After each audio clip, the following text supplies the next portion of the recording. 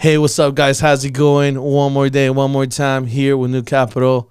Here's Christian Larco, Jay Garcia, and our cool-ass guest. Howdy, everybody. What's your name? Mr. Hunter Pogo. Okay. Introduce myself. Hey, my name's Hunter. I live in Las Vegas now. I'm from Minnesota originally. Awesome. And he's known as the Mr. Landman. I call him the landlord. The landlord. Yeah, you're right. I'll make him a shirt. Cool. So why do we call you the landlord? Well, you want me to do like a little short background? Yeah. What I do? What is it? What is it that you do? Yeah. So basically, what I do is I flip land. In short, so I'll go and buy rural property, usually like an hour or 2 hours outside of a city, that's going to be used for hunting or cabins, lake properties, stuff like that. I'll buy it below market value, then go and do some sort of improvement to it. So that might be, like adding a driveway into it, or it could just be something as easy as doing research on it and the marketing of it, and then go and sell it for more. So pretty basic overview. But I mean, flipping. We can, flips. Yeah, buy low, sell high. Yeah, nice. That's awesome. Why did you pick land instead of like what everybody else does, single family or multifamily? Yeah, I mean, that's the one reason. Everybody else does single family, multifamily, so you want to do something that nobody else is doing. Okay. So there's less competition. And when you have less competition, that means you have better margins on your business. And that's like the money reason, but then it's also just a lot easier. There's big pros and cons list that we could go over. Yeah, that's cool. What we're here for. Oh, cool. Okay. So, yeah, I mean, first off, you don't want to do stuff that other people are doing. Like when I first started, I started with wholesaling and I worked with other people doing some flips. And that was great. But then I bought a lake property for myself. So I'm from Minnesota originally. Okay. And there was a lake property. I saw it on Facebook. It was like an hour away from my house. I was like, that would be cool if I could go and like build a tiny house on it and go fishing on the weekend. I bought it pretty cheap. And then I found out that the zoning didn't allow you to do like what I wanted to do with it. There was a minimum 1,200 square foot build on the property. So I was like, okay, I'm just going to sell it. I sold it on a contract for deed and got my money back after like the first year basically of it. And then they defaulted on it. And then I went and sold it for cash. I made like 5x what I paid for the property. So wow. It's like, oh, this is a pretty a lot easier than like cold calling people all day to find a wholesale deal. So then I went and did it a few more times and just started ramping up from there. So, it was a lot. It's way easier. That's basically in short why I started doing land instead of everything else. That's awesome. And how long have you been doing it for? Oh, 4 years. Okay. Any big obstacles you faced so far? When I first got started, basically everything I buy is in cash. So it was the bankroll of being able to buy properties and then flip them and then managing how much money I have coming in versus spending on property. But then over time, that's why I started doing more deals year after year, is because I make more money and then I have more money to put into it. But money was an issue at first. Now it's got to the point where I've been able to manage it pretty good. But that was starting off. That could have been a little bit easier. Okay. And I know for the stuff that you've told me before, you do not do anything borrowed, right? You do not use credit. No. Yeah, so I like to buy everything in cash. There's a couple reasons. It's easy. Man. It's easy. It's cheap too. So most of the properties I buy are like $8,000 or less. Yeah. So it's pretty easy to pay for that amount. And then when you go to sell them, I sell them on a contract for deed. So if you're going to go and try to finance it, it just complicates it a lot more to go and sell something on owner financing if you have some sort of loan against that property. Yeah. So that's why I like to buy it in cash. And then, just like I said, I like everything easy. So it's just a lot easier when you go and buy it because you own it outright. Mm-hmm. You don't have to worry about the person that, like if you're wholesaling the contract, about like them seeing, oh, this guy's getting 3 times what I'm selling it for, and then having an issue there. So that's why I like just like buy it. Don't have to worry about the original seller. And then I can go and sell it how I want to. Nice. He likes easy. Easy. Wow. So you guys are trying to do land, right? I know. Yeah. Trying to still. Keyword trying. Still in the process. We've been taking forever, and I gotta thank you. You're the most patient freaking teacher, mentor, or whatever you want to call it. Because it was me, I was like, fuck you guys. I'd be like, bye. Yeah. So I mean, so these guys have been like we've gone through like the process of finding an area. Like the big part of land is finding where you want to buy the property first, and then once you have a good area, you can kind of like keep mining that spot because you have all the zoning that you want. You have like a good location and good price points. So we kind of found that area, and now what they have to do is actually mail the area because that's how you acquire the property, is direct mailing them. Yeah. And these guys are 2 weeks. it's been a few weeks now that That's they're more than 2 weeks. It's Yeah, like 3 More than weeks. 2 weeks. Jesus Christ. their homework is to actually send the mailers out, but they're slacking. Still in process. We'll get it done, and we'll talk about the results when we get it done. I know they're gonna be good because how many deals do you usually do per week or per month? The goal now is to do 2 a week. Jeez. Well, how So I many? guess- What's your average right now a month? It's a little lower. It's probably about 6-ish right now, just because summertime it picks up. Mhm. And then, so it is ramping up a little bit more. I've made a few more sales recently and buying a few more. So I'll probably try to go over that, 8 a month, try to get up to like 10 or 12 a month in the summertime. And then, winter it slows down again. But Yeah. So you're teaching this, right? I am. So how do people find you? You can message me on Instagram. It's Hunter Pogo, or have a website. It's selltheearth.com. Okay. And I started the website a couple months ago. Started doing the coaching, I don't know, 6 months ago, a year ago, maybe like a year ago, maybe. How's it going so far? How do you like the coaching versus actually doing the business? I mean, the business is fun. I like the diversity because it's something different. Because I've only been doing land, so Okay. it's nice working with other people. Because otherwise, it does get a little boring if like you're just doing it on your own and nobody else is doing land. Yeah. And it's also nice to learn from students too, like people I'm teaching, Yeah. because it helps me think about stuff that maybe I wasn't really thinking about. It's just stuff I was doing before. Yeah. Automatic. So it's nice to have that. And then too, like I'll get feedback, or like somebody that is looking for land, like they'll have found something and they'll send it back to me, and it's like, oh, that's like actually useful information. Like Regrid, the software that you guys use. Mhm. That was something that somebody sent to me. Like I was using something else before, Right. and then I showed them a little bit about land, and then they're like, hey, I found this software. I was like, oh, this is like actually better than what I use right now. So Okay. yeah, by teaching them, they kind of gave me back some, Yeah. some It, stuff. it always happens when you teach something, and then you learn it. That's the best. At least for me, when you teach something, you learn it the best. Yeah. You also created data points, like you said. So imagine teaching this stuff to a lot of people. You'll know which states have which laws and all that stuff because it's something that you actually need. Mm-hmm. like you got into you weren't in Tennessee before, right? No, that was a Me. goal. That was me.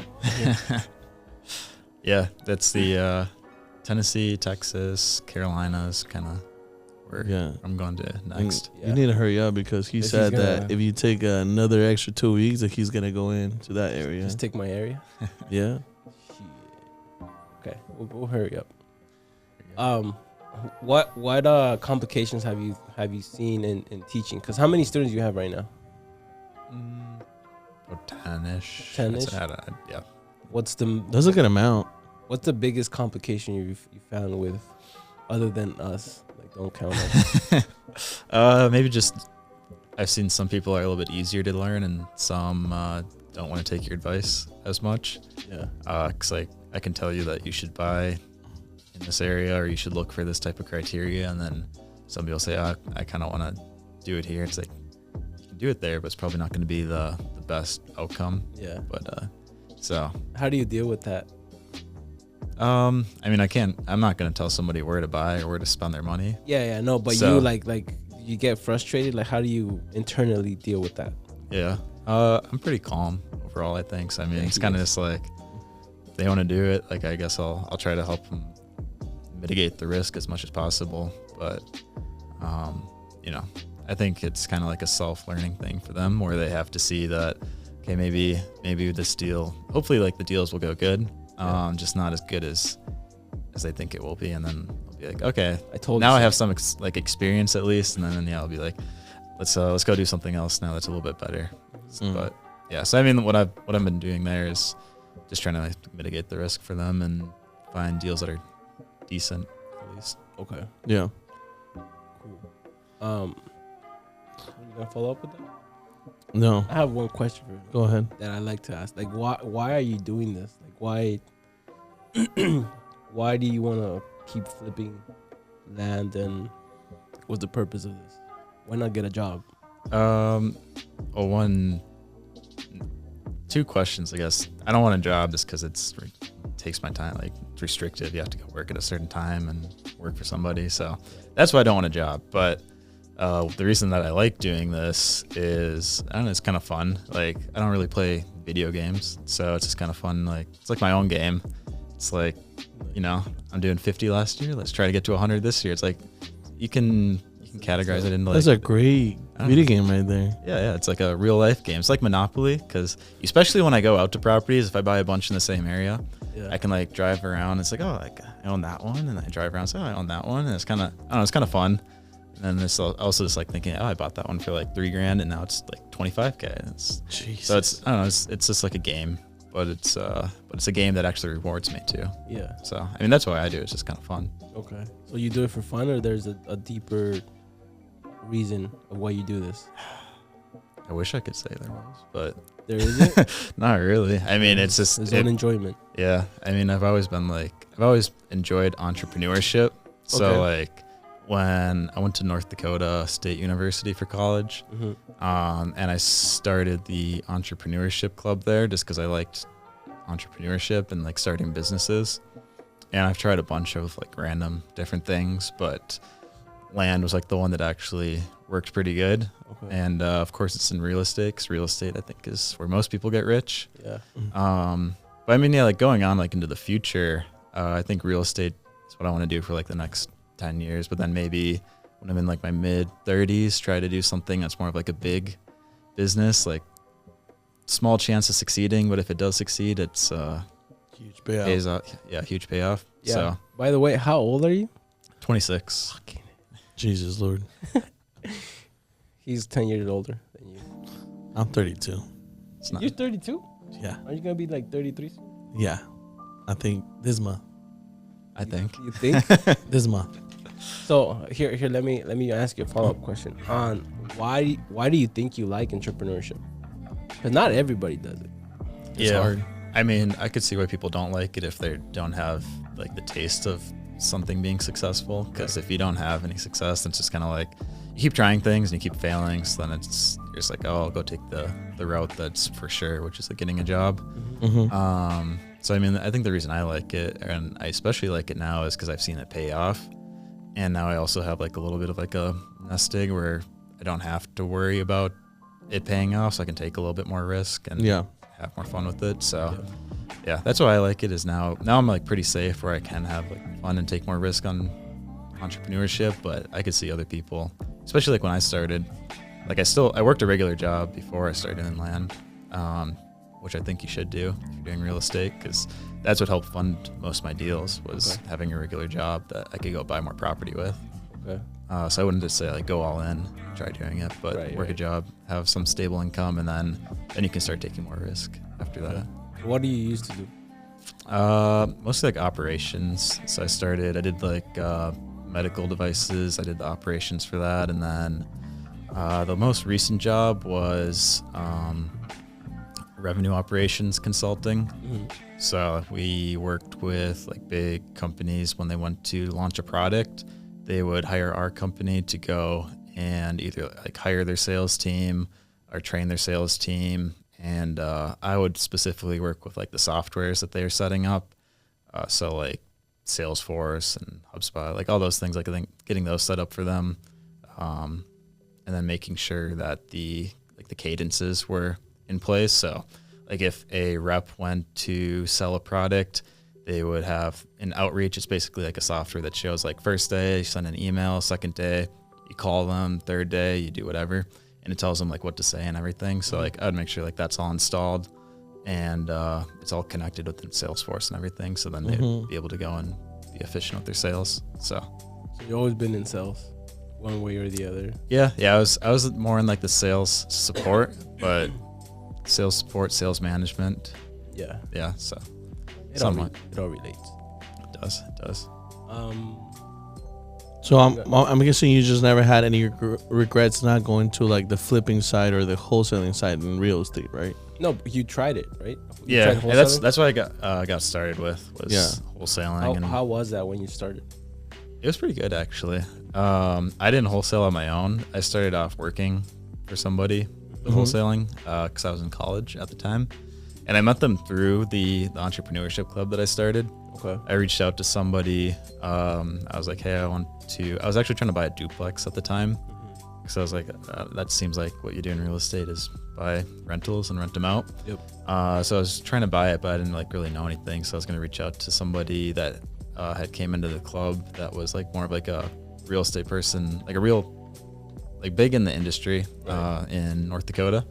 And they referred me to somebody else, and I was a marketing and finance student. So I was like, I'll do some of your marketing for you if you help me with real estate. And then it kind of transformed into me doing more like the acquisitions, like the cold calling and trying to buy properties. So that's kind of like where I started with that. And it turned out pretty good. Like the first deal I got was in like the first week of cold calling, like the first session that I sat down on. Yeah. We got two. I called the guy, and he had I was calling rentals that were on Craigslist. Yeah. So I go through Craigslist and look for people who had rental properties, and I call them up and be like, hey, instead of renting, like, just want to sell the house. And he's like, yeah, like it's been, I've had it for a while. It's been a lot of headache. Like I'd be interested in selling it. And, then we got a price that made sense. Then he's like, yeah, actually I own the house next door too. So like, if you want to buy that one, I'd sell that too. So we got two houses, and that was like the first week. So I think that's why I liked like real estate. Which market was this? That was Minnesota. I was in North Dakota when I was doing it, but it's kind of like the western side of Minnesota. Okay. Kind of like a lake area. Okay. See, that's why you don't do marketing in Vegas. First session, 2 properties on the contract. Yeah. So First week. No, first session, right? First week or it first was I don't know if it was the first week for sure. It was either like the first session or Either way, second first session. week I don't is know. the It was same. definitely the first week. Yeah. Shoot. Because now like I talk to other people, and like they do like 1,000 calls in a day or something because they have their dialer. Yeah. And I was like, when I first started, it was just like on my phone, like dialing people out of a list. Yeah. But I think that's like the one thing too is like you can do 1,000 calls, but if you don't have a good list, you're not going to get any good deals out of it. Yeah. So that's like for land, 100%. like doing the research and having a really good list of people that you're going to go mail to. That's why you can get a really good response rate, is because you already did a lot of the research ahead of time. Yeah. So that was kind of what I was doing. And there I was going on Craigslist and looking at people who had rentals on Craigslist. Yeah. Not many people are probably doing that, especially like in the area in like western Minnesota, whereas most people are just going to go on where do most people pull their leads from? Just like batch leads or something? Oh my God. There's like a million ways. Yeah. Or list source. Yeah. So I mean, like people just go there, put the same filters on, and then just call up that list. There's probably 50 other people calling it. In a market too, like Vegas, where there's so many people doing it. So I know. I think you got to find a good market that makes sense to do it in. To do that, right? Yeah. And I mean, that's one of the reasons why we network so much. We go to events. We just came back from one. And it's great to know that we're in a competitive market. And sometimes, I mean, the good things about competitive markets is that your assignment fees are going to be bigger, and that you're going to be able to assign a deal. But just getting to those deals is like you're competing against everybody, essentially. True. Yeah. That's why you go into land, because there's almost no competition. For now. So here's a question for you. This is more like a mindset question. So wouldn't teaching what you do create more competition? Yeah. I mean, like the first 4 years, I never told anybody how I do it or anything. But then I saw other people teaching land, and I was like, they're going to go share the market and tell everybody about it. So I want to get at least a market share of the people that are selling how to do it. Right. Because obviously more people are doing it, it makes it worse for me. But I'm just going to go like a step ahead and sell shovels to the people that are mining gold, digging gold. Nice. But yeah. So that's a mindset thing. Remember that. Yeah. Because I know a lot of people don't want to teach what they know because they'll create more competition for themselves. But in my opinion, they're actually shooting themselves in the foot, because like you said, you learn from your students, and you made your process more efficient because somebody gave you a little extra tip. One of your students gave you a tip on it, right? Yep. So it made your process better, more efficient, and now you get to teach. So now you solidify the process in your head. Now you know it without even thinking about it. You know, step by step. Hunter, question. So I know you're like right now focused on smaller. I'm not sure what you're focused on, but from what I hear, you're focused on smaller amounts, right? Is there any plans for you to go bigger, like 50K, 60K, 100K? And I'm only asking this because now you're gonna have students, right? Let's say for some reason we find a really good plot of land, but that thing is like, I don't know, 40K or 25K, but we could go in as partners. Is that something that you're looking forward to, or is that something you probably wouldn't do? The reason that I don't do like more expensive land is like I've bought stuff pretty cheap and sold it for 60, 70, 80K before, but the reason I don't like to buy at that price is just the return on investment, like the percentage wise, is usually never as good.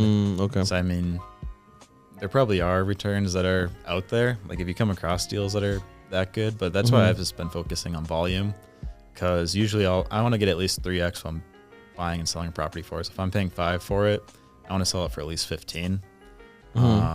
There's not as many properties that are out there that you're buying for 50 and selling for 150. Yeah. And that's like the bare minimum. Like most of the properties I do are better than the 3x rule. Usually I'm getting like 5, 6, 7x what I'm paying for it. But like 3 is like the bare minimum. And when you get up to like the bigger properties, there's just a better, there's better comps basically. So people know that what a price per acre should be. So if you're doing 40 acres and in that area, the average is 3,000 an acre, then people are going to know. Okay, that's their like, cap. Yeah, they know like this is what it's going for, and we can get about this price point. In the smaller ones, you can get them for like dirt cheap, and you can still mark them up because there's still like that base value where somebody can use a property for whatever it is that they want to use it for, and it doesn't have to be huge.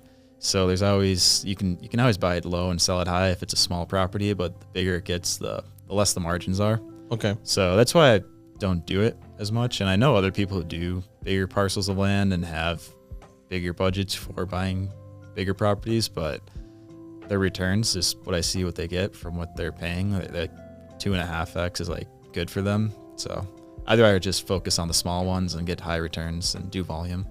Jesus, bro, 3x. So, Jesus, people are used to like 12%, 20%, 8% on a year, and you're like coming here with 3x. 300. Yeah, That's insane. I mean, asterisk note on that is a lot of them you sell them on a contract for deed, so you don't realize the money right away. But you could go and sell that note off. So, like, let's say Have you done that before? I haven't sold a note. Okay. But the reason I haven't is just because if I'm getting a 20% interest rate, or depends which state you're in or which county you're in, what you can charge. But even if you're getting a 10% interest rate, I'd rather keep that compared to go and putting it in the bank and getting like 5% and a good interest rate there. So I'd rather just keep the loan. And the other thing too is people default on it. So so half the time people will pull out the loan from you. They'll do a contract for deed with you, and then a year down the road they'll decide that they don't want the property anymore. And with the contract for deed, you get to keep the property and you get to keep the money. So why would I want to go sell that note off if I could basically just keep the property and get the money for free for a year? So you're basically the bank. Yep. Yeah, it's like a entry level way to starting a bank, basically. So, yeah, I mean, I've never sold a note for that reason, but when I was first starting, if I had knew that I could sell notes off, that's what I would have done, because that's where I needed the money. Now I've got it pretty dialed in where the amount of money I have coming in versus the amount I need to spend. Yeah. Like I have enough cash to do that. But when I was starting, I didn't have enough money. So it would have definitely made sense for me to start selling off notes. So unless you're like cash rich and you're getting started in land and you don't need money, then you probably just want to keep them. But if you're getting first getting started, then you'd want to sell them off. Okay. That's smart. How'd you learn about contract for deeds? From the wholesaling? It was the first guy that I started working with when I was wholesaling. I forget what he was pretty smart. Cause he knew about sub 2 and like 2018, 2019. Like Okay. that was before most people were doing it. Yeah. So Before it was cool. yeah, so I was cold calling, looking for sub 2 properties in Arizona for him at the time. We never got one, fortunately, but yeah, I was calling up agents asking if they would sell, if the seller would sell the property sub 2, and that was nobody knew about it at the time, so I had to explain it to everybody. Yeah. Basically. Shoot. But yeah, no, so he was pretty smart. So he told me about contract for deed. Okay. What I was gonna ask you, on one of the videos that I felt targeted. You said if you're gonna do something, and it doesn't have to be specifically like buy and sell land, but the way you purpose that video was like, if you're gonna do land, stick with land. Stop doing sub 2, wholesaling, rentals, group homes, pad splits, pad splits, all that. Why do you think that? Which I agree with it. I 100% agree with it. But why? What's your experience with it? Because one of those is probably going to be bringing in like 80% of what you're doing, right? And the other ones are maybe making a few $100s a month or a couple, I don't know, whatever it is, like a small percentage of your income. So I'd rather focus on, for me, it's land. I'd rather focus on that because that's bringing in most of my income. And it doesn't make sense for me to go and focus on something that is only making like a small percentage. Yeah. And then you're also just going to get a lot better on it. So instead of like trying to diversify your income, I think you should just try to grow your main one, which is making you the most money. Right. And then maybe once you get to a point where it's self-sustaining and you might have reached like the most that you can make from that type of business, then you can start diversifying. But for me, if I were to go and like try to flip houses now, like I wouldn't make as much money compared to if I was doing land. Yeah. So I mean, it doesn't make sense for me to diversify. What's the 80-20 rule? Like 80% of your income comes from 20% of the activities that you do. Mm-hmm. Okay, perfect. I just wanted to put that on the podcast. And I know, I mean, you're making a good amount of money per month now. I'm thinking, would you ever buy real estate to like kind of just probably offset taxes? Or is that something you just like? That's kind of my goal for this year. Awesome. Oh yeah, because you can depreciate land, right? Yeah, that's the one downside about land, is not very tax favorable. Right. But yeah, this year the goal was to focus more on tax write-offs. You want some sub 2s or what? I was gonna ask you that. Gotta be deals. They are deals. I don't know. Deals. If they were deals, you guys 3x would deals. 3x deals. I don't know about that. Yeah, like for you, it's not a deal. But that's gonna be hard in like Vegas, especially. Jesus, this is like 8% return. It's not a 300 return. Tough. Yeah. Tough. Shoot. Tell us about. I mean, I'm not sure. It seems like pretty much everything you've done. I don't want to call it luck because I'm pretty sure you've worked hard for everything. Have you ever had to pretty much like hit rock bottom to pick yourself up, or has it just been like kind of cruising and chilling? I've always been like kind of Dave Ramsey-ish, even though I don't like agree with him. Okay.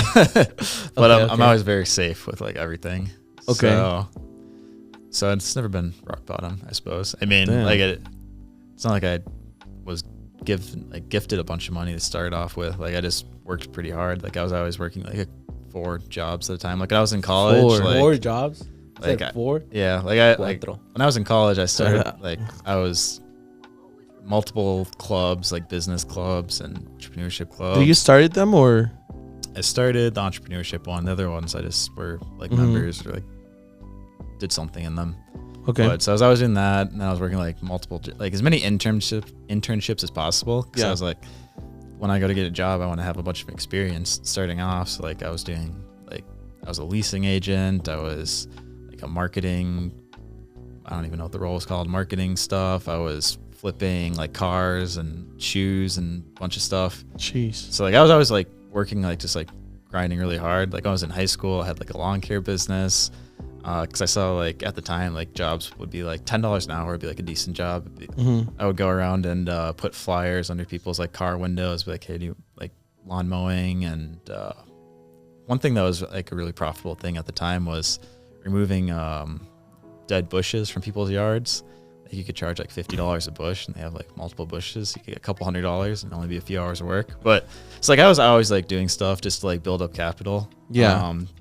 because I mean, it's, if you just look at like compounding interest, like the more money you have, the earlier, the easier it is to make money in the future. Definitely. 100%. So yeah, I mean, making like the first 100K was like the hardest part, and then just keep investing that into, for me, land, and then it just gets a lot easier. So it was never really like hard. I mean, I worked a lot harder probably than most people at the time. Yeah. I didn't really game too much or anything. It was just working on side businesses and jobs, and Do you think that maybe that's what kind of, I mean, separated you from the rest? Because I mean, you're 26. You probably started this at 22.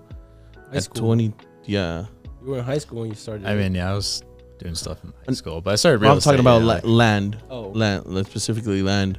I mean, at 22, like you're young, bro. So I mean, at 22, what were you doing at 22? I think I was still in college. Yeah, I was in college still, but I didn't have that mindset, you know. Okay. So it's kind of crazy that you already had that kind of like mindset, like so young. Yeah, I mean, there's other people like you meet at real estate events that are like in high school, like looking at real estate stuff. So. I know, but they get distracted. I don't know if you paid attention to them. They're well, at least the ones that I know. They get really distracted. They're like they have the shiny object syndrome. Like, ooh, let's do this. Ooh, let's do that. This new. Oh, let's try that. Mm-hmm. We have a little bit of that. Yeah, and also not gonna lie to you, it's just that you started clubs for entrepreneurship. Now, for most people, they're like, "Oh, you started a club. That's cool." Like, but to me, that shows leadership, which a lot of people don't have. True. So I mean, you have to kind of like be self-motivated. Yeah. One thing. Why do you think you're self-motivated? Was that taught in your house, at your family? I mean, yeah, I have a good family. So I mean, I don't know if self-motivated was like taught, but I mean, good moral support. So again, I think for me, it just comes back to like wanting to have fun with it. But I always had good support, which was nice. Yeah. Do you have brothers and sisters? I have a sister. Yeah. Younger? Yep. Okay. So you were like the favorite one? You know, I'm not gonna just kidding. First child. Okay. Yeah, of course. First child over the. You're I'm the only child, so that's the only child. I don't have to compete with nobody. He's the asshole of the family. Yeah, essentially. He's the only child. Yeah. So what do your parents do, just for context? My dad's retiring in 2 weeks. Okay. But he did do like local government, like, contract negotiations and finance type stuff. Okay. And then my mom works with special needs people. Okay. Like a group home. She does a lot of like taking on like trips and vacations, and then it's also just like group home stuff. So. Okay. What do you think? What do you think? Like growing up, were your biggest influences? Dave Ramsey. I never really like watched much Dave Ramsey. It's just I know he's very safe cash investor. So that's why I say like Dave Ramsey, but I don't really watch too much of his stuff. Yeah. I mean, I always watched a lot of like YouTubers though, like just like Meet Kevin and Graham Stephan and those type of people.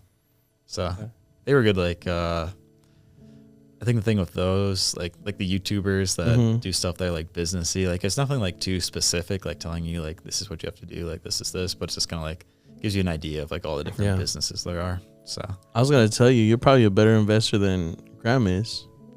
Not gonna lie to you. Have you met him yet? I haven't. No. Tell Spencer to hook I know up. Spencer's got to do that. Yeah. That's awesome, man. Graham's doing pretty good though. YouTube wise, yeah. YouTube wise, yeah, man. He was one of the first ones, first like real estate. What would you call it? YouTuber. Yeah, real estate. Yeah, YouTuber. Yeah. He blew up from there. Yeah, now he doesn't even do real estate. Just I know. That's what I was telling you. You're a better investor than he is, probably. but yeah, man. Would you? So right now you're working on your social media a lot more. Yeah. Can you see yourself doing something like that, like kind of like leaving all the land stuff behind you and then just becoming, I don't know, a YouTuber? I mean, that's the reason that he stopped doing it is because I think the payout is a lot better. Yeah, real estate for him was making, I don't know, few 100,000, which is, I think he said he was making like $250,000 as an agent or Yeah. something, which is That's really in good. California. But if you're making, millions as a YouTuber, for him, it just makes more sense to focus on that. I don't think that I would be able to do that as a like social media person. Mhm. So probably not. You're too shy or what? I don't think I'm that good. So Just gotta practice, bro. It's just Yeah. just like what you teach is consistency. yeah, I mean, for me, it's not as much about views because it's more just about finding like people that are really interested in real estate, specifically land. Mm-hmm. Because one, I can monetize high for selling the course and like the mentorships and everything that I do. It's like the price per person is pretty high, so you don't have to have as many viewers.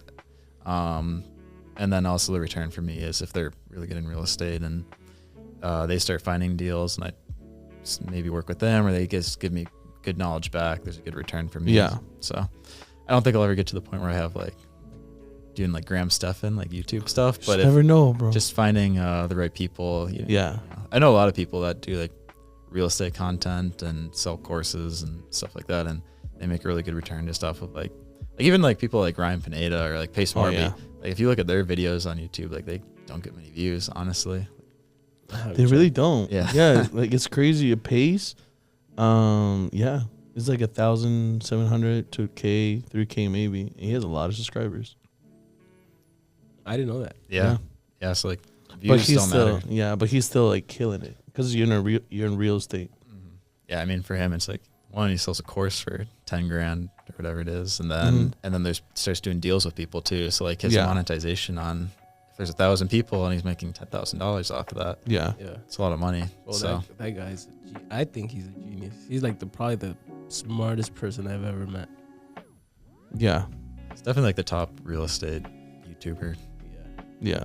No, just smart person in general. Like Oh, yeah. he's Business wise, very, yeah. very smart in my opinion. Yeah, business wise too. But it's funny that you mentioned that that a lot of people starting in real estate kind of like educating, and then they go all the way around and they use their brand now to monetize everything, the attention, right? Yeah. I mean, it's just like we said, it's like the payoff. It's you don't have to have a ton of views if the people that you're working with are valuable to you. So yeah, monetizing your brand. I mean, it's everybody does that now. Everybody's like starting a personal brand in today's time. So it just makes sense because you're finding the right people that are also doing the same stuff as you. Now, do you think that's gonna get like saturated, or in one way or another, or what's your thought about that? I mean, everybody's got social media, so Yeah. if you have good content and like you're providing value, I think you're gonna find some people that want to hear what you're talking about. So I don't think you'll ever be like completely saturated. Okay. But to be the point that like you're, at like a high level, like super famous for whatever it is, like it's hard to do, obviously, because everybody would do it. But Yeah. I don't know, just finding like a small community of people, I think is that's my goal at least. I was gonna say that the community building and really taking care of the community. I want to say that's kind of like the biggest thing. Yeah, I was gonna check your followers and you're at 3,000. Like shit, I can't compete with that. Damn, bro. Putting in work. Right. Do you focus on your social media at all? Like growing the social media? Like your followers? I should focus a bit more on it. Well, you I don't. mean, basically what I do is just record reels for a couple hours a week and then have them edited and How do you posted. Oh yeah. What's your system like for that? Yeah. Sit down and record for like an hour or two of shorts and then send them to my VA that edits them and then post them every couple days. So he's a social media manager too and editor. Yeah. Well, I send them to him. He edits them, Yeah, and he then sends it back to I you. post them. Okay. Yeah, because I don't know. I don't want to give up my login. Okay, gotcha. I'm sure there's other. You can use other softwares like Post, but I've heard that posting directly from the platform is better. So Yeah, I've heard that too. So I don't want to give away my login, and it's like that's quick. That takes a couple minutes. So you post it. schedule. I want to know about the process. So you schedule a day and time of your week or month to do specifically that. Yeah. So maybe like every couple of weeks, every 2-3 weeks, I'll sit down for a couple hours and record like 10 to 15 videos. Okay. And then just send them all to the VA. Mm-hmm. He edits them. He sends them back in a Google Drive folder. And then every couple days, I'll wake up and I'll be like, I should post a reel today. And then I'll download one of those reels and post it. So whenever you feel like it, basically. Do you script those videos? Do I script? Yeah. Or they just come out? I put them in my notes. Okay. Like throughout the week, if I think of something, I'll just write down like a quick note. Like, this would be a good short. Okay. Maybe not a good short, but it's a short. Yeah. Same thing. Yeah. And then when it comes to doing that, then I'll go record them. That's awesome. You record them yourself? I thought it was Frankie that recorded. Not Frankie, Andrew. He's done like the long form videos for me. Okay. And then the course video. But the shorts, I just set up my phone and put a ring light on, and There it is. yeah. No studio, right? No studio needed. Yeah. Easy peasy. Yeah. So that's have you seen your videos where like the camera's there and he? Yep. What are you looking at? I saw some video before. It's like, don't look at the camera because Makes people nervous. it makes people like think that you're selling them something if you're looking directly at Oh, it, because people really? were accustomed to it, and then also it gets people to comment like, why aren't you looking at the camera? So you get some Yeah. engagement. But I stopped doing that because it was kind of weird.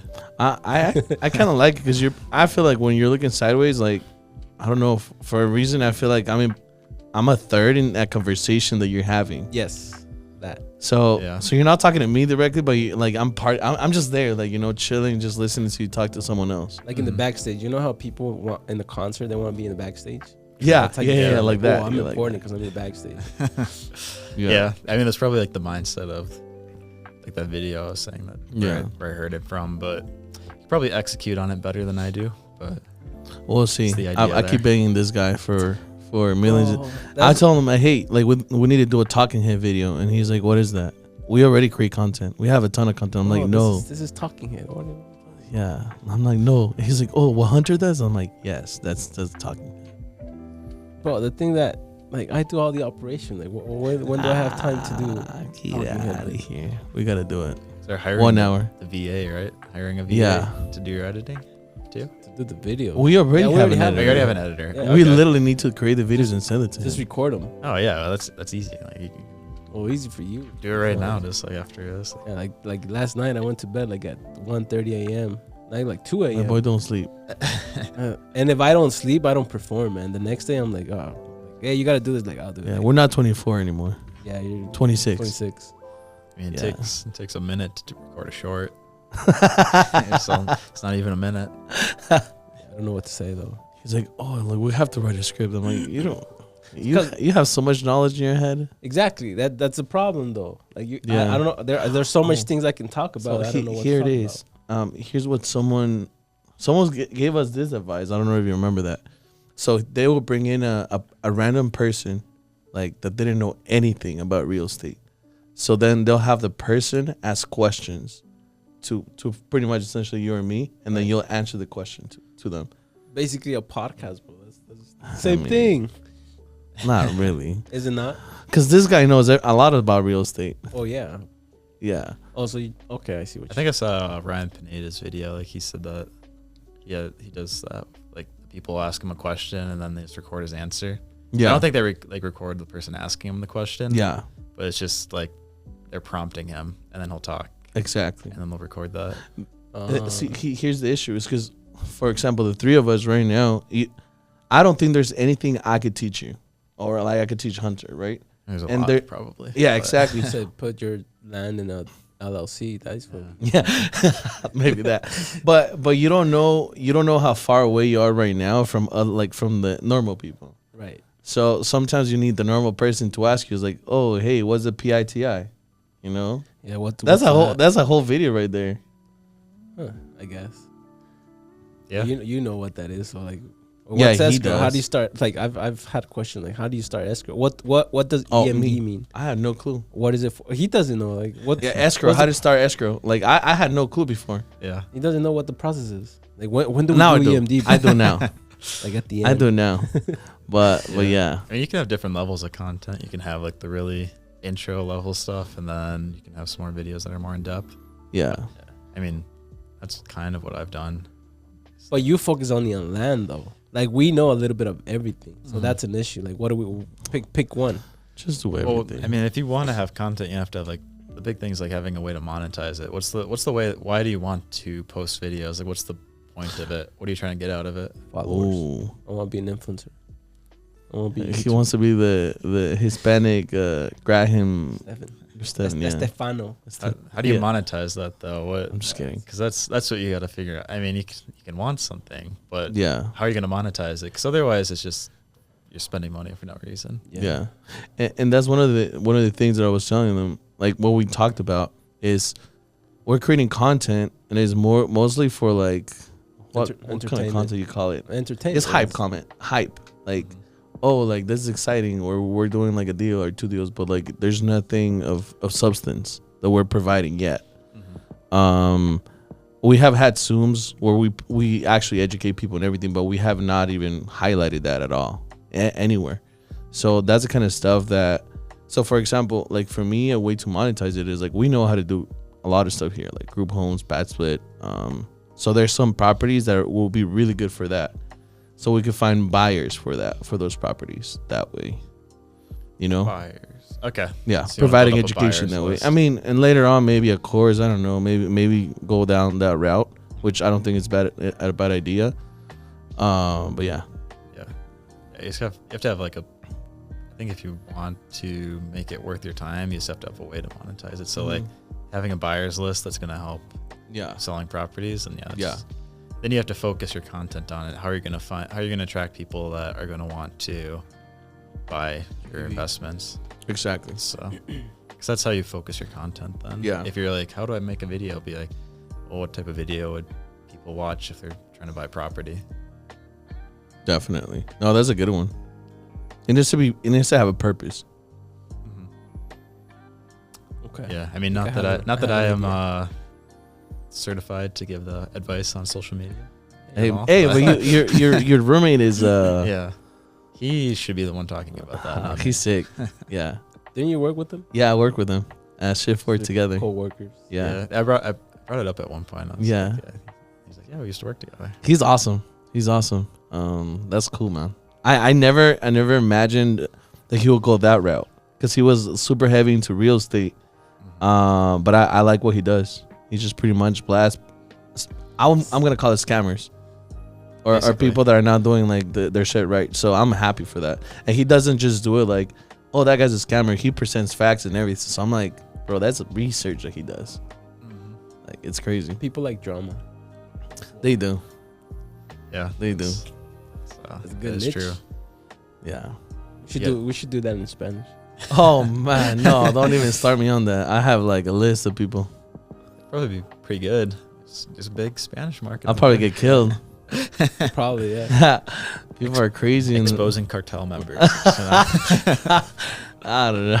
Like laundry money and all that stuff. Yeah, no, it'll be really bad. So what's the goal? So other than doing 8 to 10 deals a month, what are you gonna do with all that money? Buy more land. It's I don't spend too much money. It's the only stuff I like to do are like business and traveling and going to the gym. Kind of like my 3 activities. So all the money I spend is either going to go up on One of those things. one of those things.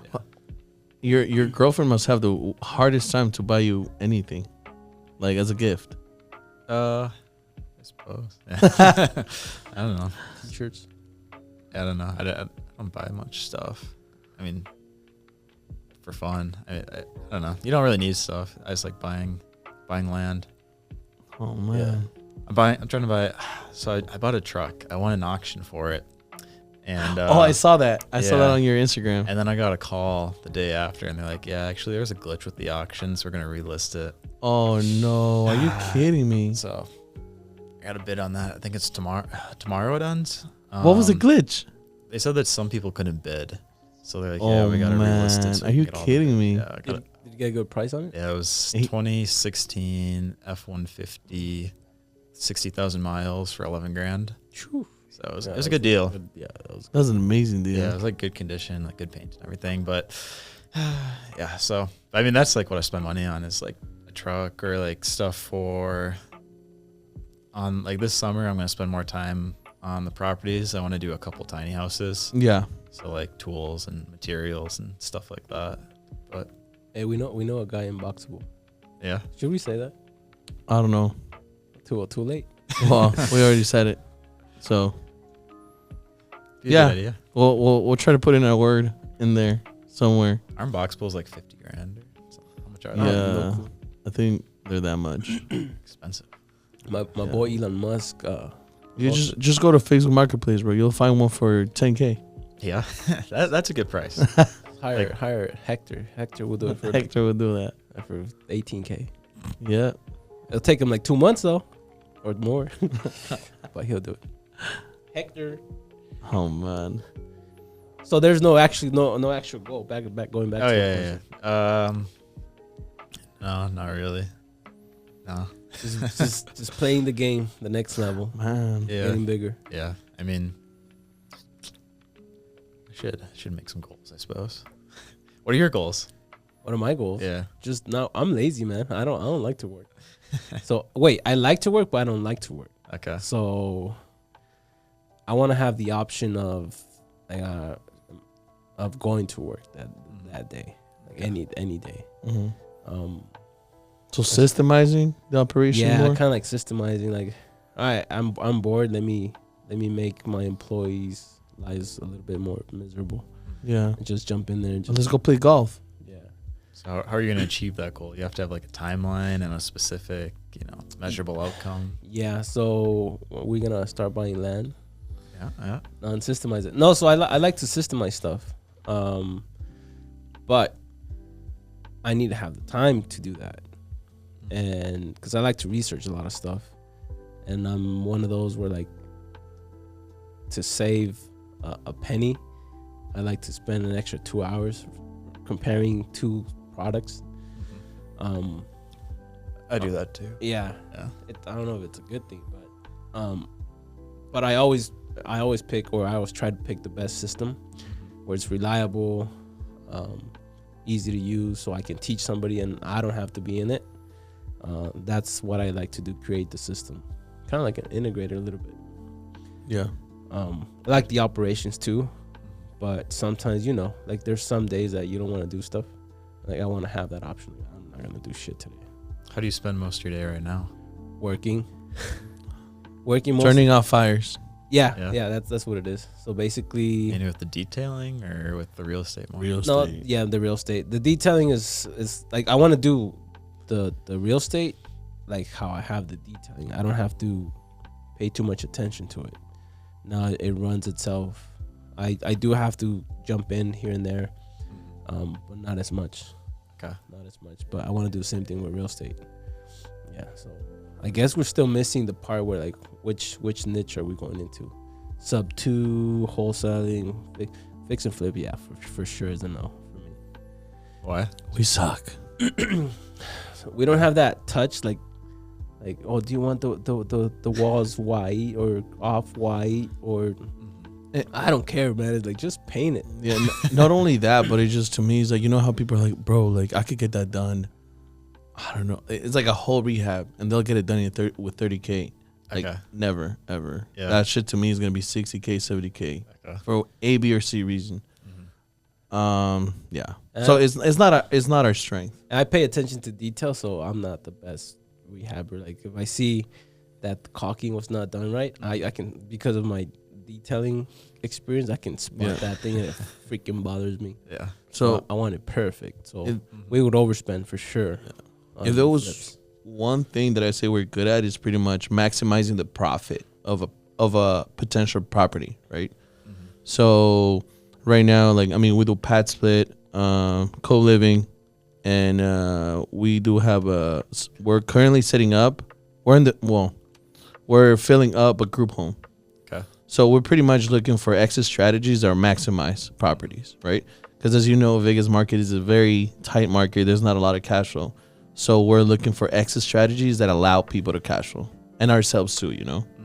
Yeah, Makes sense. we're really good at doing that. Yeah, but that also has the most like fires you have to put out then. Yes. Yeah. But you need to have, well, my vision is have somebody put out those, or at least filter the small fires, where I only deal with the big ones. Yeah, that's the goal. Yeah. How would you find somebody that does that you can compensate well enough? Because that's basically just like doing what you do right now, right? Like, Yeah. So you'd have to find somebody to do it for you, and it seems expensive. It's just a system, basically. If this happens, do this. If this happens, then do that. If C thing happens, then do this. It's just because I have an engineering brain. It's like, all right, let's see all possible problems and let's build a solution before it happens. I like to deal with the stuff before it happens, but sometimes you can't predict stuff. And What do you do? Like put this in a Word document? And it's all in here, man. All in here. How would That's you, right. how do you do it for like the detailing business? Like what process? How do you set up a process for that? You have recordings, right? Excel. Excel? Yeah, Google Sheets. Okay. That's my favorite thing. But basically, since I did it, so I went in there. I actually detailed cars for 2 years, so I knew like all possible problems that can happen, and I built a solution for it. Okay. And then now we train them with all possible problems, like the small problems and big problems. Like one of the big ones is like usually like the vacuum will fail out of nowhere, and it typically is like where I'm like the furthest away from that person. Like, hey man, when I started detailing cars when I was 12 years old, I used to use a wet rag and just elbow, just do the work. Yeah. And now people are like, oh, if I don't have a vacuum, I can't do it. Like, yes, you can. So here's how you do it. It's gonna cost you a little bit more energy, but it still can be done. So I have that problem solution sheet or process for that, and that's what I want to do for real estate. Yeah. Okay. And I want to there's more problems. Yeah. Defining which tasks are like not low level. Like I mean, I probably like low level. So for example, right now, since we obtain a few properties, I'm finding people in Facebook Marketplace, right? So you could only imagine like texting, messaging 180 people and, going back and forth. So it's kind of like doing that too. Like both of ours is like, okay, we're doing this, and this. 3 of these things are low level, and we could probably like give it to like the VA or the assistant to do those, while we focus on other stuff. And also, it's also scary. Like, how do you do this? It's also scary delegating stuff. Yeah. Like, especially the important stuff. Like, if it fails, then the whole system falls apart. How do you deal with that? With you How do I delegating deal with that? stuff to your VA? It's kind of like what you're saying, Christian. It's the low level stuff is what I'll delegate. Basically, the only things that I want to handle are where I'm spending the money. So I'll spend most of my time on looking for the properties and actually like talking to sellers. It's the buy side. That's where you make basically all the money. And then the VAs that I have, like I've set up some systems. So it's like if I have a new listing that I want to get marketed out, I'll send an email just like, hey, we have a new listing. Here it is. And then the VA will go and post it on Facebook and Craigslist.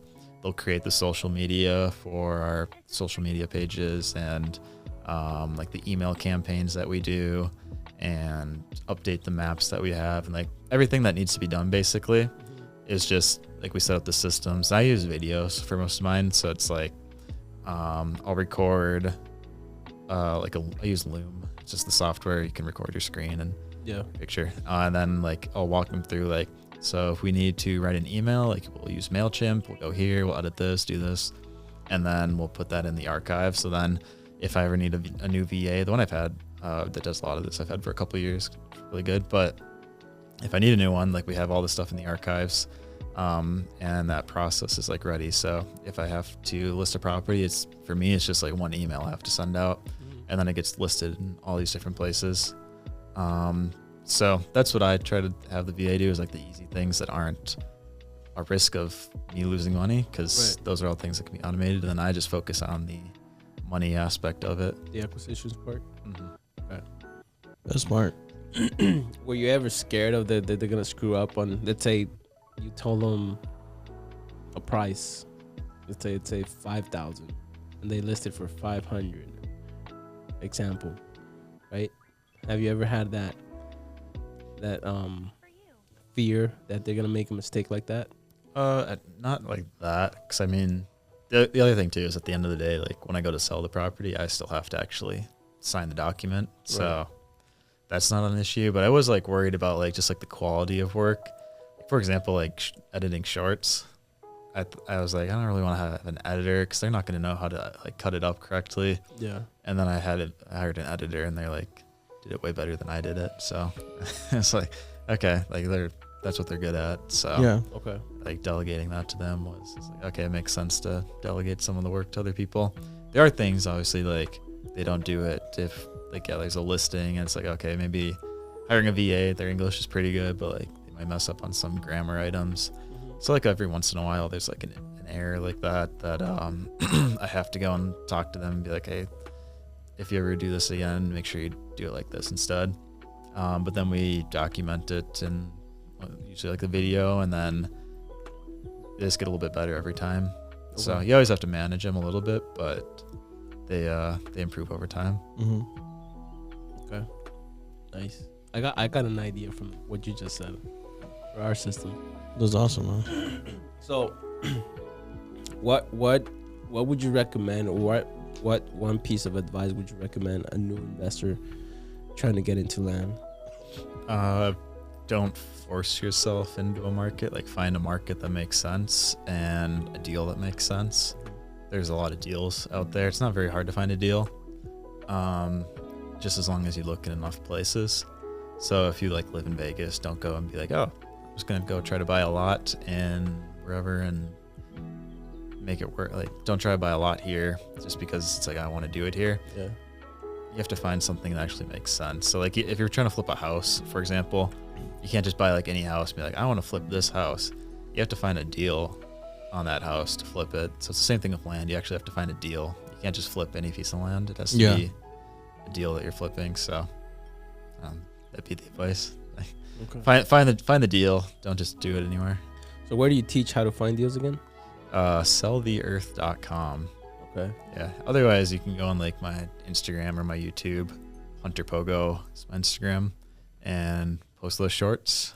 A lot of videos there, and then I have a few videos on YouTube too. I'm gonna try to post more this summer, especially when I start going out to a lot of the properties and getting some work done on them. I'll be posting a lot more long form content. Okay. But yeah, you can see a lot of free stuff there. But then if you like really want to take it serious, I'd just say, get the course. Spend the money. Yeah. Cut it short. Cut the time, the learning curve shorter. Yeah, that'd be my recommendation. What do you think about people that say they never invest or they never want to spend money? That they just go on YouTube and find all the right information? Yeah, I mean, I never bought a course on land. Mm-hmm. So, I mean, like you can do it yourself. I've bought a couple other courses. Just it was mainly more for me, just like see how they run a course. That's the reason I bought them. But I mean, I was buying it for a reason because I was trying to learn something out of it. But yeah, you can find a lot of stuff on YouTube. Like especially if you're just doing something like mainstream, like flipping or wholesaling, like that stuff's all on YouTube. The only nice thing about a course for those things is like they usually will like put it into a nice process. So instead of you like spending your time searching for stuff and trying to find it, it's all organized. It's like that's the reason with my course. Like one, there's not as much information on land flipping out there, so I know I have stuff that other people don't do because I started it myself. I didn't like learn from anybody else. Yeah. So I do a lot of stuff differently than other land flippers.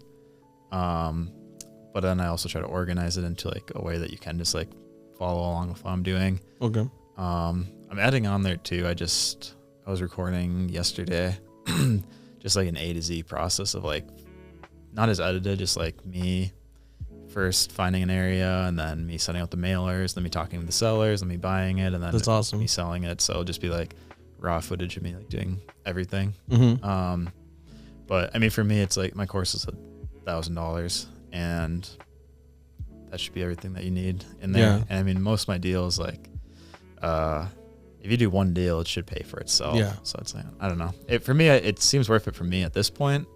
But if I was on the other side looking in and be like, do I want to spend that money on it? Like, me personally too, like I've considered looking at buying some other land flippers courses just to see if there's anything that they're doing different than me. Yeah. And then I can just take whatever valuable information there is from them and then just like, be the best land flipper. So I don't know.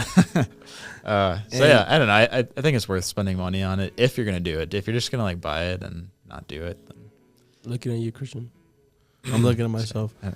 But I mean, yeah, you just gotta learn from people that are doing the business. And I think, I mean, if anyone out there is just wanting to learn about land and how to do it, this is the guy. You know, you've been doing it for 4 years, profitable, making money. Do you mind sharing how much you are making a month? I mean, so I have. It's a good amount. Yeah. Let's say that. I mean, I said like the averages of like how much I make a deal and how much. Yeah. So, I mean, So it's a good amount. It's a pretty good amount. So I mean, if you guys are looking for that, let's compare land a little bit to what we do, right? So we hold a few properties. I have a few properties on my own. Gio has a few properties on his own. You have to deal with tenants. You have to deal with repairs. Just I think a month ago, I had to redo like sewage line. The total cost for that was $16K, and the insurance covered $10K, and I still had to put $6K on it. So now what you do is land. So would you consider that to be almost like truly passive? Because when people say real estate's passive, I'm like, I don't know. It's almost there. It's never 100%, but yeah. Like so when I sell stuff on a contract for deed, most of my contracts are 3 to 8 years on average, usually around like 5. Okay. And with that, like people are making payments to me monthly. The nice thing is, yeah, there's nothing to really manage because it's a forest. So I mean, there's not much that they can't destroy it. There's no maintenance for me on that end. Yeah. There's a few things that pop up every once in a while. There might be like some unknown zoning issue that we found out about. Then I have to deal with that, or the tenant or they're not really a tenant because they're buying it. But we'll just call them a tenant because it's easy. Yeah. Maybe they stop making their payments, and then you gotta like send them the reminder that they gotta pay, and then you might have to like go through the whole process of foreclosing on them. But other than that, it's pretty passive. The downside again is the contract ends, and however long you have it for. So after 5 years, then that passive income source is gone because then they own the property outright, and then you got to do it again. So it's pretty passive, definitely more than regular real estate. How many contracts for deeds you have out there right now? I think about at the moment it changes every month, just because I sell some, and then some people cancel theirs, some people's finish. I think it's about 40 right now. Jesus. That's all I gotta say. So it's like 40 little rental properties, kind of. Basically, it's like a rental property that I get for a couple grand. Oof. We have 2 notes, and I love them. Imagine having 40 of them. 40 of them. Jesus Christ. But you keep yours for, I mean, if you have a rental, you keep the rental forever. These will go away in a few years, and then I just have to keep getting more. So our notes too. Like I mean, your notes. They can refi. They can sell it. Mm-hmm. So it's average is 7 years. Okay. Yeah. Same stuff. But having 40, I can have 10 and just sit on my ass and do nothing. Kind. Yeah. I mean, that's why you want to get some rentals though, because that's like long term. Yeah. And you have those forever. And 30 years from now, when market rent is way higher, then you got it paid off, and that's just free money at that point. So exactly. The Dave Ramsey way. Yeah. We don't follow Dave Ramsey. We're super. Yeah, we're like the opposite. Super risky. Super risky, dead up to the yin yang, but we'll make it work. What does Brian Cal say? Like high risk, low reward. High risk, low reward. Sometimes. Sounds stressful.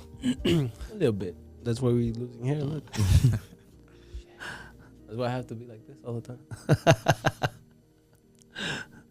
All right. It's been an hour of good information and everything. So, is there anything you want to say before we end the podcast? Let's see. How long till you guys post this? Probably a week. A week? Yeah. 2 weeks. All right. Before you post it, you should finish your mailers. Okay. Awesome. Because then, I don't know. That's just the challenge I have. No, for we you. definitely will. Where's the list at? I don't even. I just replied to replied it. to it. in Okay, the, cool. Instagram I got it. group. Yeah. Perfect. We'll definitely do that. Yeah, and then next time you guys do a podcast, you can be like, all right, we mailed out everybody and update you guys. And we got some leads back. Nice. Yeah, so that's Perfect. the goal. We'll do it, bro. We'll do it. Just give us a chance. Give us a chance. That's the obstacle we always run into. Like, there's always a bottleneck somewhere, and that's it right now. Perfect. Yeah, but we'll be good students, promise. I promise you. All right. So with that, we're gonna see about everybody. Thank you, Hunter. You're a beast, man. And I love having different types of people here, just because every single time I have someone, especially someone like you, you're successful, young, and a way different mindset. So me at your age, I was doing other stuff. So, but yeah, man, you've managed to create something amazing, and props to you, man. Like, the course is awesome, the information is awesome. Yeah, that's cool, man. Cool. Thank you. Yeah, people should. I would like my family, like the younger members, like to do what you're doing. Like, you would be like the goal to follow. Yeah, At your age, like yeah. You're super chill. Like, it's crazy, man. the Dave Ramsey way. The Dave Ramsey way. Thank you. All right, guys. All right, man. guys Thanks so later, much man. for being here.